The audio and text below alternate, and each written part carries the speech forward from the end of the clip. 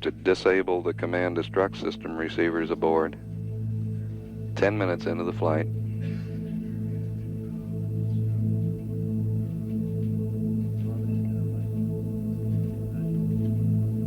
The assistant flight director is advising the range stations around the world that we had a good cutoff and we look good.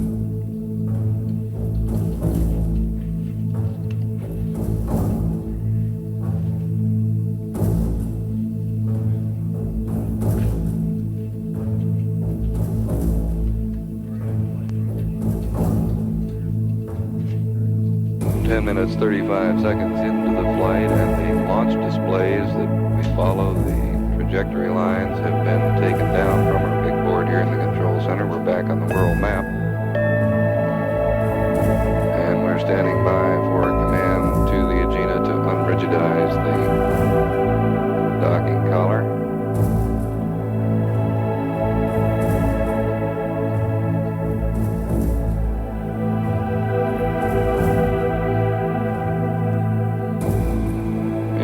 Flight dynamics officer advises that the first rough cut on the orbital elements of this Agena are 165 by 159. 165 by 159 nautical miles.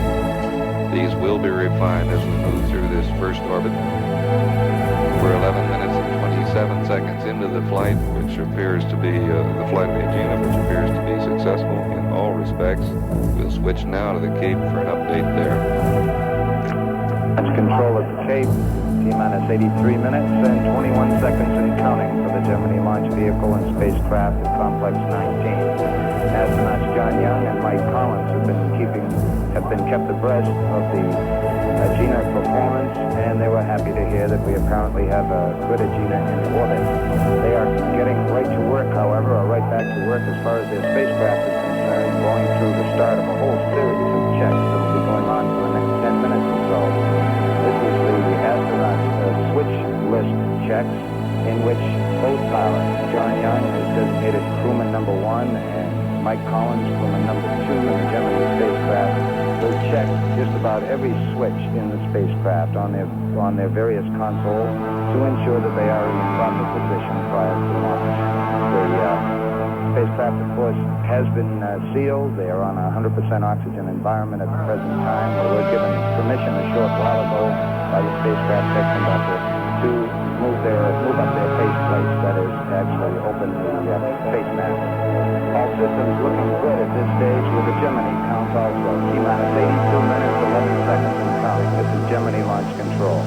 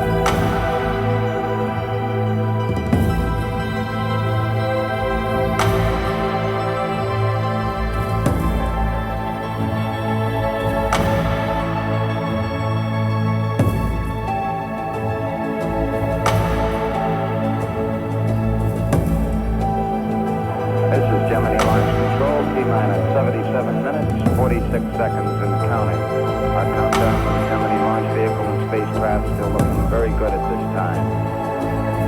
They've just made some final checks of the spacecraft as far as the purge and leak checks are concerned, and the pad leader reports that these tests went well. We're starting to break up the so-called white moon now. That is the platform that surrounds the two astronauts in the spacecraft at the 100-foot level. The crews at the 100-foot level will be leaving shortly, and as soon as they have departed, we'll start gearing up to bring down that erector at Launch Complex 19. All our checks still going well. Young and Collins were informed that we apparently have a good Agena in a good orbit, and they responded with a very good reaction. T-minus 76 minutes, 54 seconds and counting. This is Gemini Launch Control.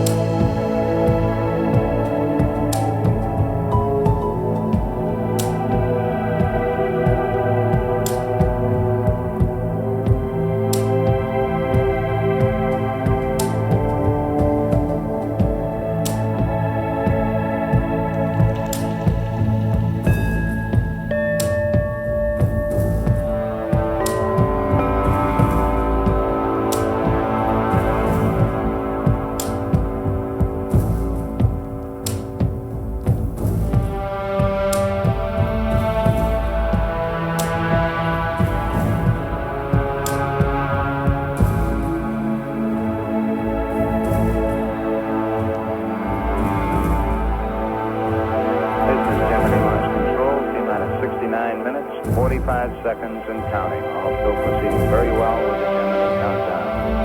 Astronaut Mike Collins has completed a series of checks on the spacecraft's environmental control system, and the crew that has been working with the spacecraft at the 100-foot level now has departed. We will be bringing down the erector about a little less than 15 minutes from this time. That will be the next major highlight in the countdown. We will have a built-in hold at the T-minus 3-minute mark in the count in order to coincide the ignition of the Gemini launch vehicle to 5:20 and 30 seconds p.m. Eastern Standard Time. This hold time will be in the area of 5 minutes and 45 seconds to 6 minutes, depending on the actual parameters that we receive a little later in the count on the performance of the Agena 10 spacecraft in orbit.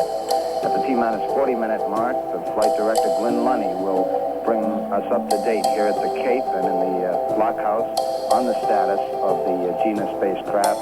And at the 18-minute mark in the count, he will tell the launch vehicle test conductor the exact time that he wants to launch. When that time is given at the 18-minute mark, the exact hold time will be determined. Now, T-minus 68 minutes, 19 seconds and counting. This is Gemini Launch Control.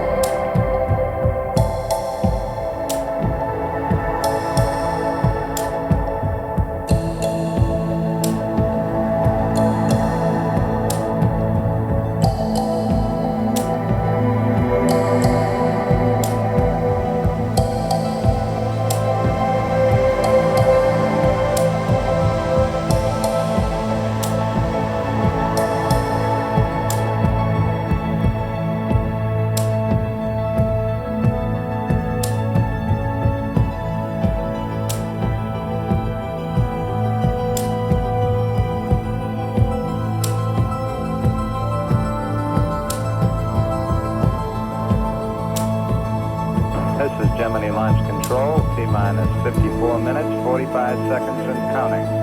All systems still looking very good at this time. In a matter of moments, we should be ready to bring down that 138-foot erector at the complex, leaving the Gemini Launch Vehicle and spacecraft to stand free.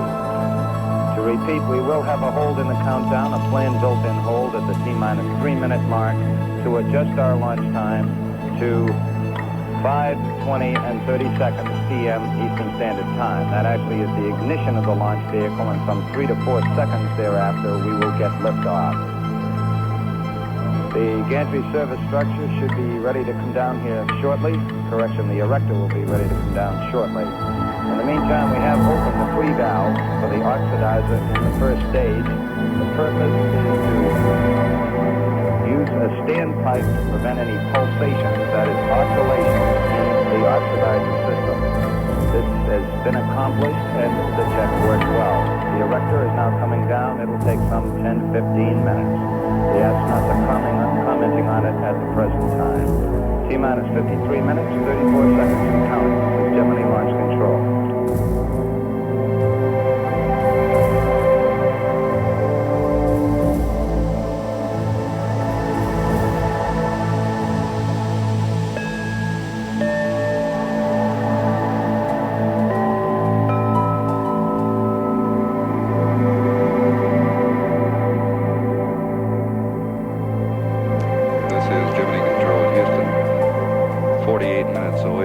liftoff of the Gemini 10, and it's been a little more than 46 minutes since we launched the Agena.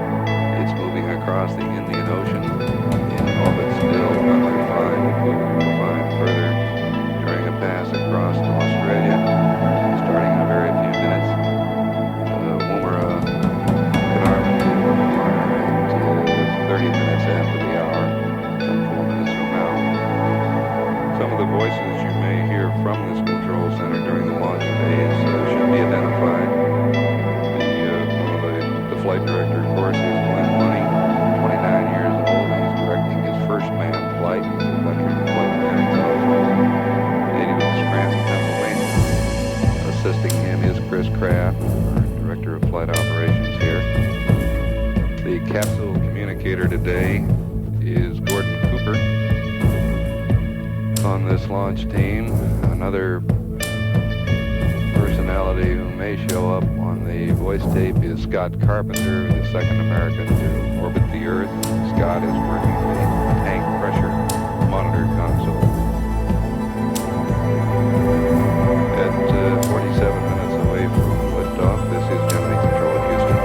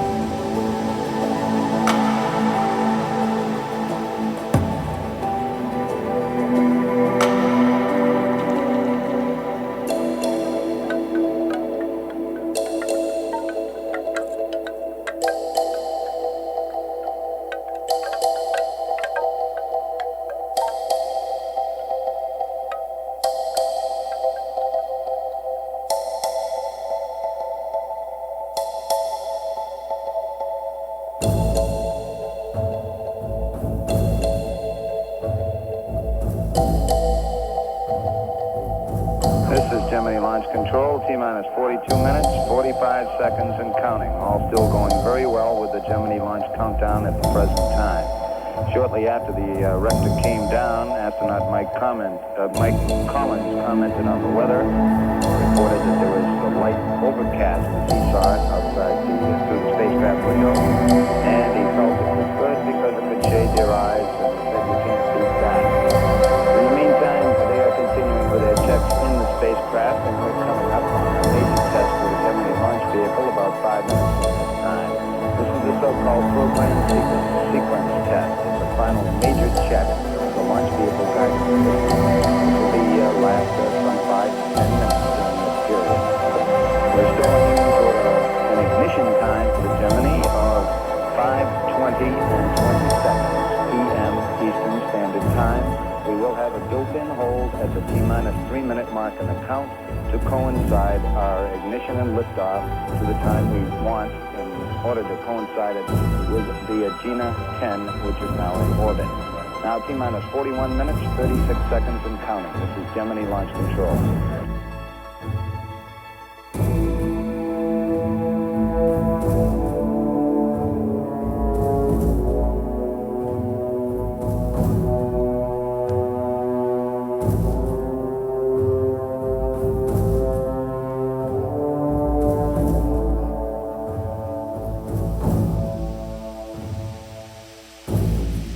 This is Gemini Launch Control, T-minus 34 minutes, 45 seconds and counting. Our countdown still going very well, as it has all morning.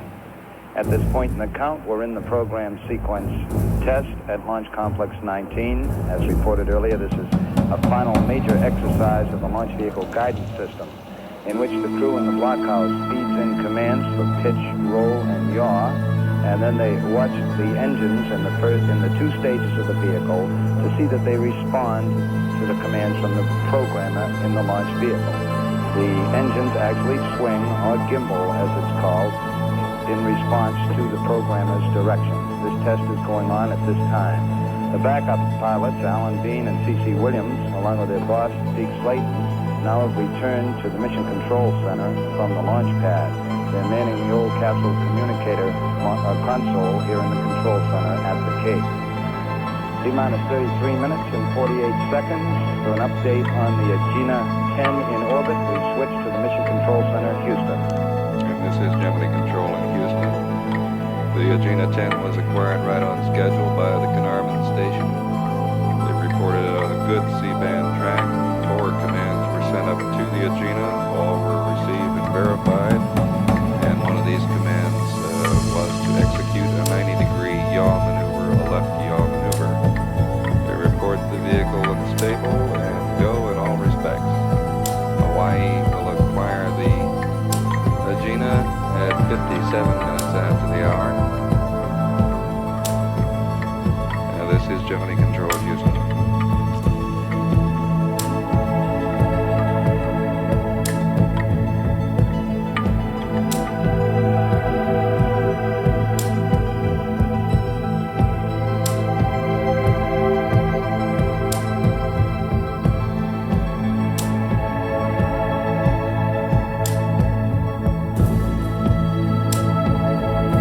This is Gemini Launch Control, T-minus 27 minutes, 45 seconds and counting. All still going very well with the Gemini 10 countdown.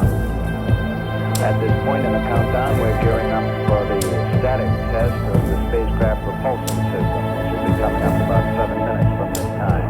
The astronauts in the spacecraft will check their various dials concerned with this system before, during, and after the propulsion test. During this test, we actually fire the 25-pound thrusters located at the base of the adapter on the spacecraft. This is just to make a final check that they will be in working order for their use in orbit. We are aiming toward a liftoff time at an ignition time of 20 minutes and 30 seconds after the hour. We have a window of 36 seconds in order to get off, in order to make the rendezvous on the fourth revolution as planned for the Gemini 10 mission. 36 seconds from the time announced. We're now at 26 minutes, 43 seconds and counting. This is Gemini Launch Control.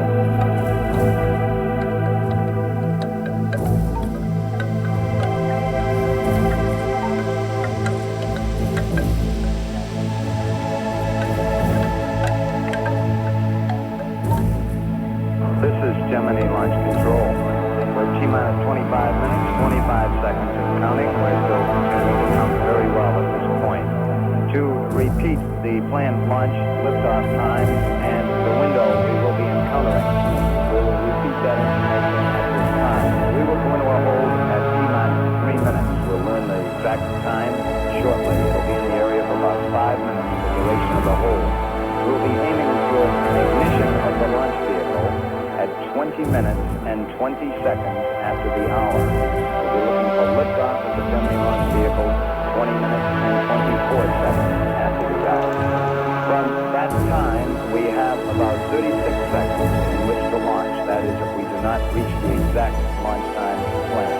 We have a 36-second window. Now, T-minus 24 minutes, 35 seconds and counting. This is Gemini Launch Control.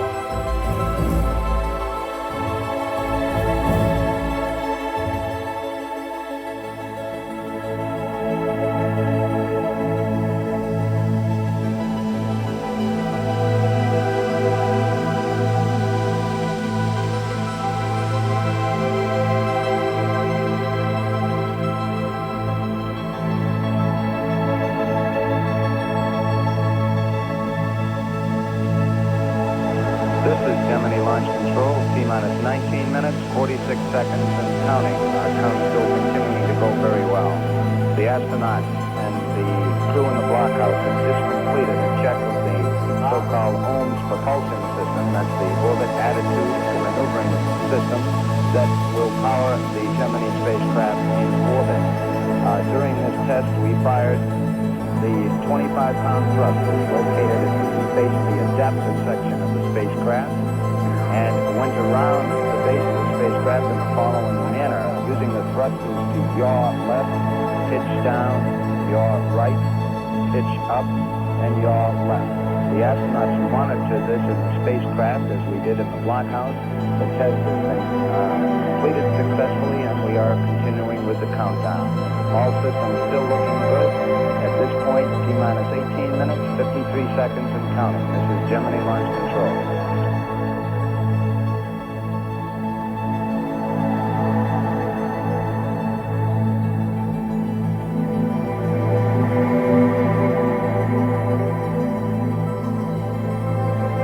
This is Gemini Launch Control, T-minus 13 minutes, 45 seconds and counting. All still proceeding very well with the Gemini 10 countdown. We will go into a planned built-in hold at the T-minus 3-minute mark in the count. The duration of this hold is expected to be some 5 minutes and 34 seconds. We'll be looking toward an ignition of the Gemini launch vehicle now at 20 minutes and 23 seconds after the hour. These times have changed and may change again as we get down in the late part of the count as we refine our data concerned with the Agena 10 in orbit.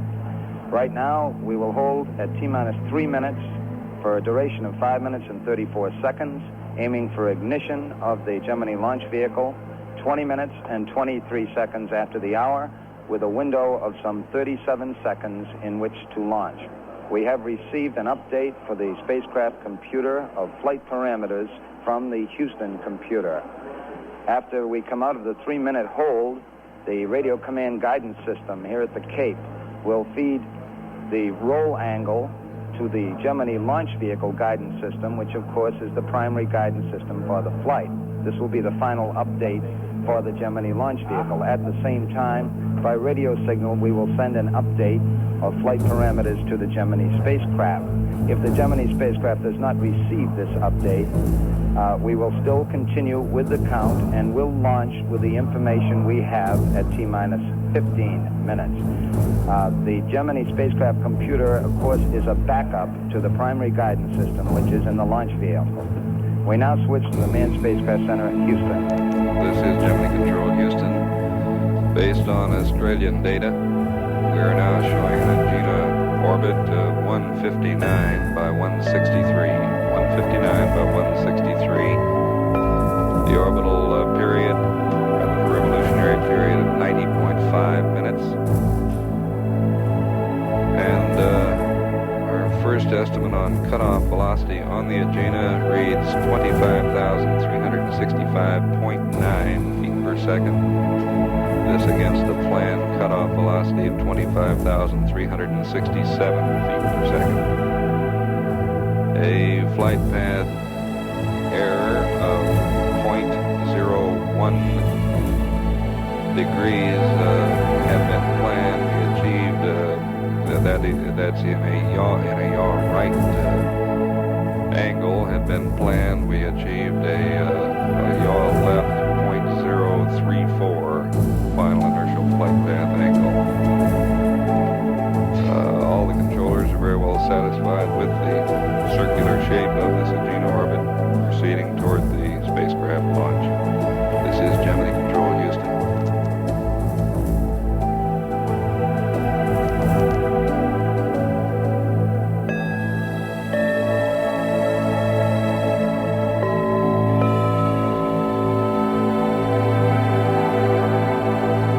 Gemini Launch Control at 6 minutes and 46 seconds and counting for Gemini 10. We will be going into a planned built-in hold at the 3-minute mark in the count. Duration of the hold, about 5 minutes and 35 seconds. We will then resume our countdown, aiming for an ignition of the Gemini launch vehicle of 20 minutes and 23 seconds after the hour. The liftoff should come some 3 to 4 seconds thereafter. We've just gone through a complete status check in the blockhouse, and the spacecraft itself and all systems report go at this time. Now 6 minutes and 12 seconds and counting. This is Gemini Launch Control.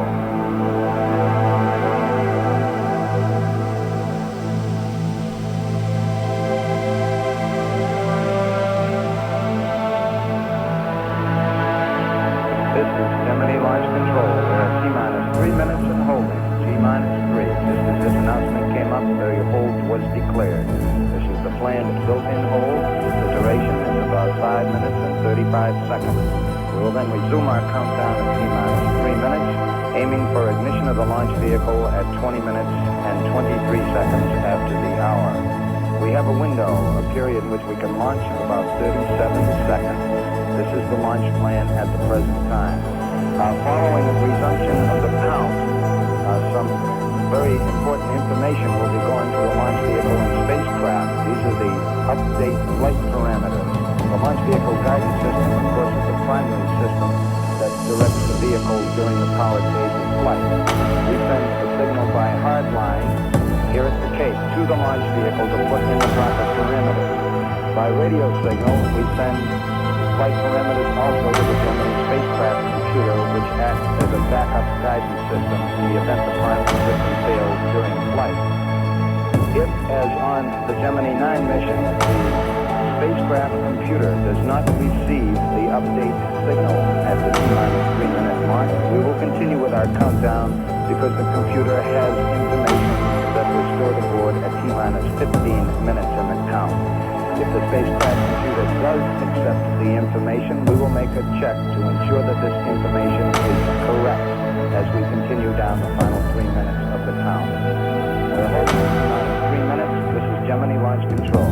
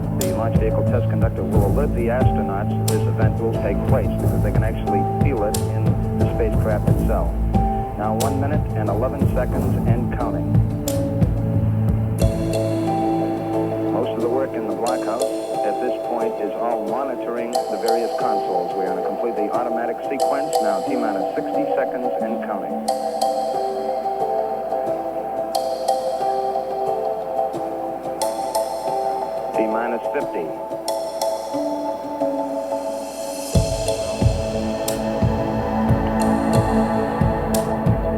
T-minus 40 seconds and counting. During the final count, the pre-valves in the launch vehicle will open to permit the fuel and the oxidizer to come down toward the chamber of the vehicle. 30 seconds and counting.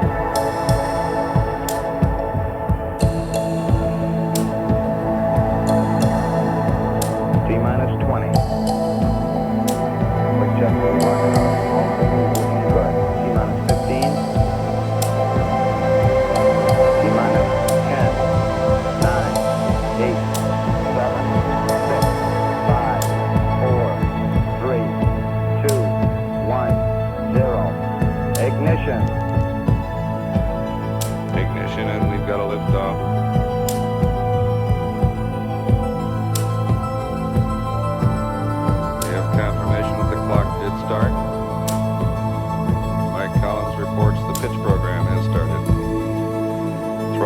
good. T plus 20 seconds. Roll program complete. And the pitch program has started.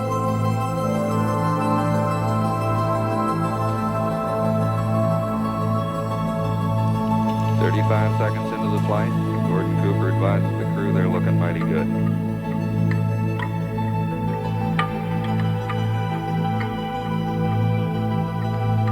We have the proper roll and pitch programs in, and both guidance systems are go. Cabin ceiling at 5.7 pounds. Mark 1 minute.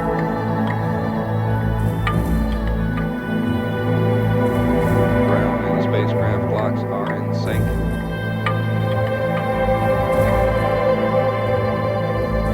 One minute, 15 seconds.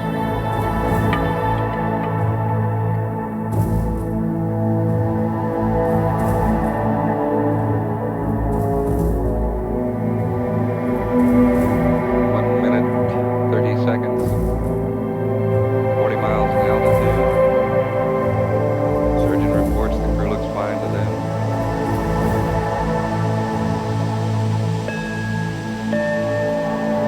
One minute, 45 seconds. We're 120 miles downrange. The crew reports an update has been received in the spacecraft.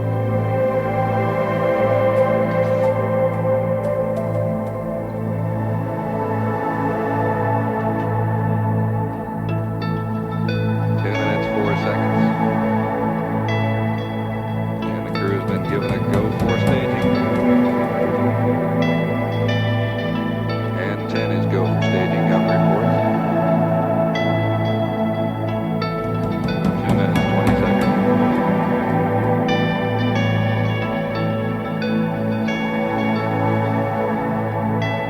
Crew reports they received another update.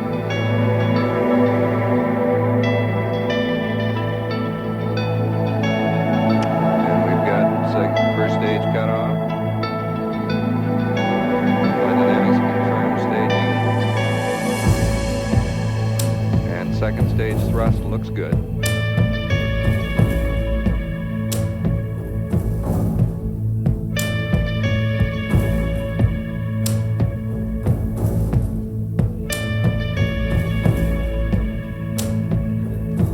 Young says his guidance displays look good on board. They look good here in this control center. 3 minutes, 12 seconds into the flight.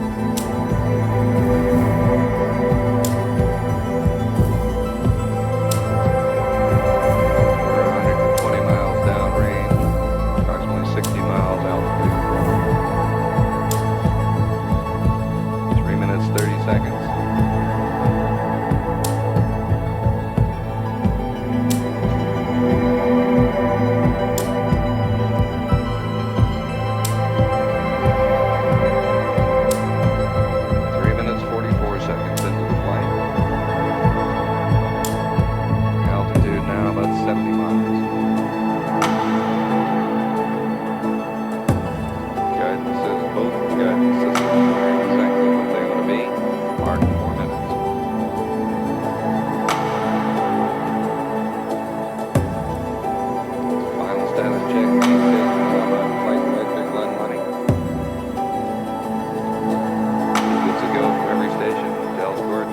Give 10 a go. And Young reports he is also go. 4 minutes, 24 seconds of the flight.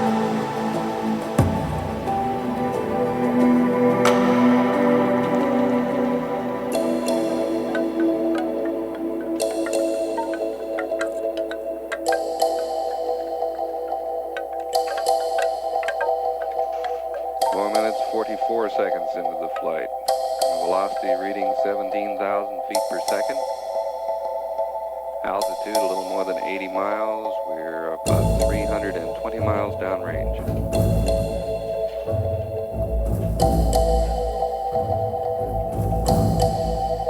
Cooper says everything still looks good here.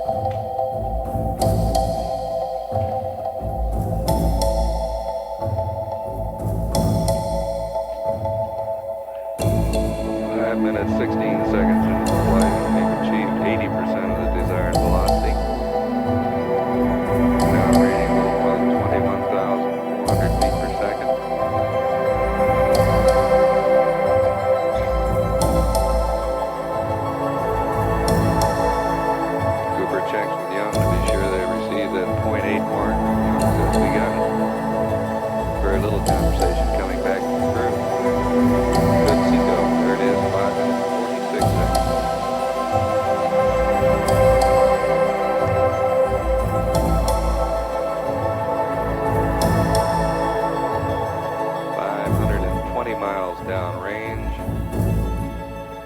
7. Lonnie says you go all the way to proceed with the IVAR routine, the insertion velocity authority routine. And the crew of the spacecraft is firing its thrusters. And Young says we look good. They're leaving the second stage. Mike Collins now reading some numbers out of his computer on board.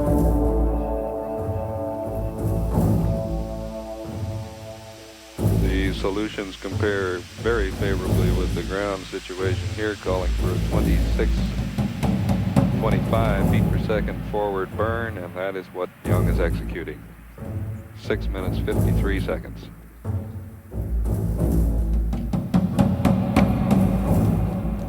Seven minutes.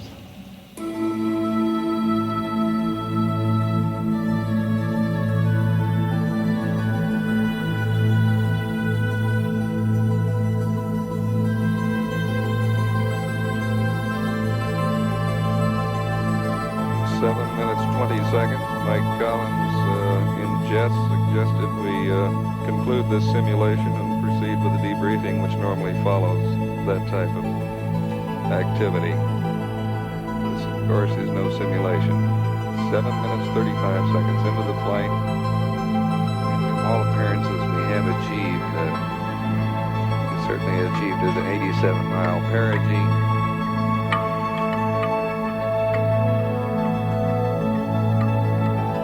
Flight Dynamics just confirms without passing on any numbers that all of his values look good.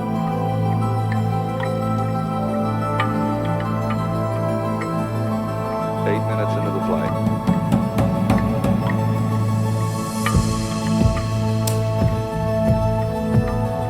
Flight director is now querying the Flight Dynamics officer, asking him for any peculiarities of the cutoff conditions.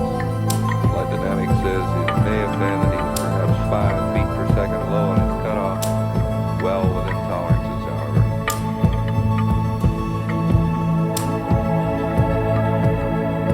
We have now the conversation of the tape conversation during the liftoff phase. It's minimal conversation compared to past Gemini flights, most of it coming from Young. You're a comment or two, Collins. The tape is ready. We're checking now. It is ready. We'll roll that tape for you now.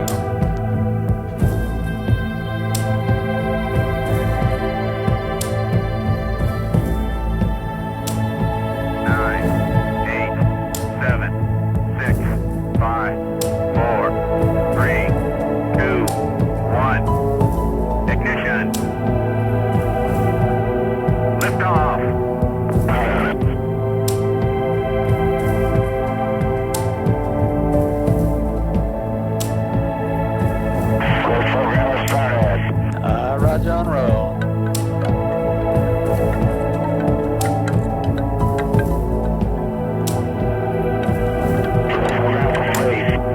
Roger complete. Okay.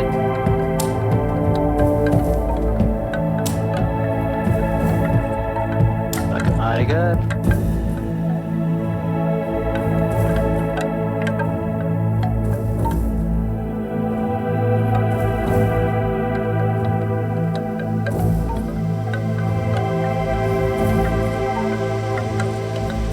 Seconds.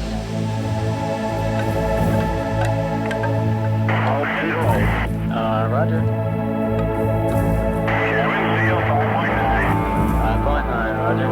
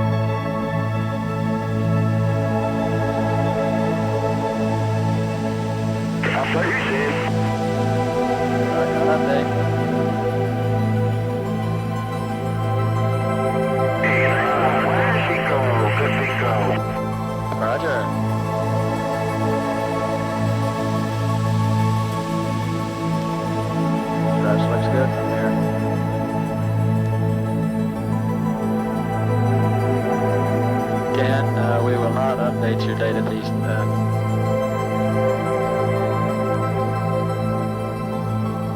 There we go. Roger, yeah, looks good. Roger.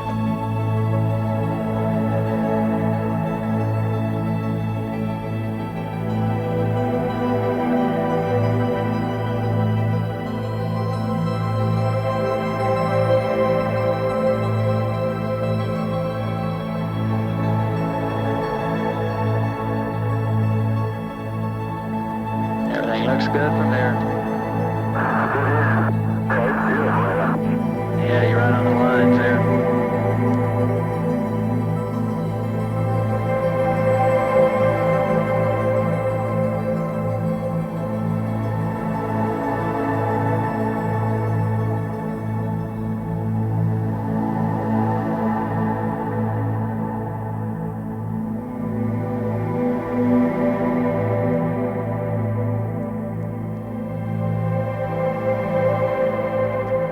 This is Gemini Control Houston. Our initial data on this 10 flight shows the spacecraft to be in an orbit 87 by 146 nautical miles. 87 by 146. That's 1 mile off the planned value in apogee. The spacecraft is now over the central Atlantic. It should be in touch with Ascension shortly. We're 13 minutes and 52 seconds into a flight which at this point has been as clean or cleaner than any Gemini flight we can recall. The precise seconds on the liftoff was 26 seconds, which was our planned value. This is Gemini Control Houston.